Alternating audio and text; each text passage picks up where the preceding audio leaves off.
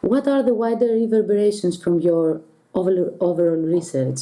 What lasting influence would you hope to achieve? Okay, well, I suppose it's a kind of legacy question,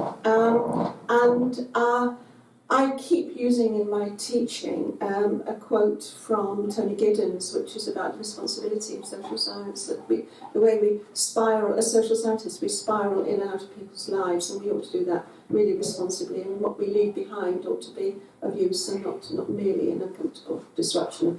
And I think, rather piously, I take that really quite seriously. And some of the methodology that I use is called developmental work research, and that is very overtly a question of donating a set of analytic tools to practitioners that they will use in order to analyse the systems in which they're working. And the intention of the research project is always to leave that analytic toolkit behind you when you go. And I have actually been surprised when revisiting research sites, to see that actually that does happen. It doesn't happen all the time, but it does happen, and it's something that we aim to do. I think then the other aspect of wider reverberations, I think, comes out of what I was saying a bit earlier about developing and labelling conceptual tools that are of relevance to the field that you're working in, and also arise from observing and discussing how those tools are being refined.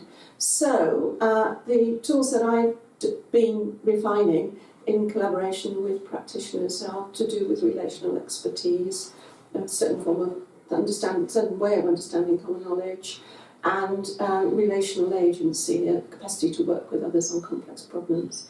And those tools now have been developed over the last 10 years, 15 years, and have been taken up, particularly in the last 5 years, by researchers across the world in ways that have been absolutely fascinating. So what's been interesting is how those tools that emerged from looking at how professionals worked in the UK when collaborating on problems like the trajectories of vulnerable children are now being used to think about how cocoa farmers work with mutuals in Kenya, how technology teams work together in globally distributed networks from China to Finland, and so on. So it's really interesting to go beyond that origin of those conceptual tools to test them out even more broadly. So I hope that answered your question. Thank you very much, it did.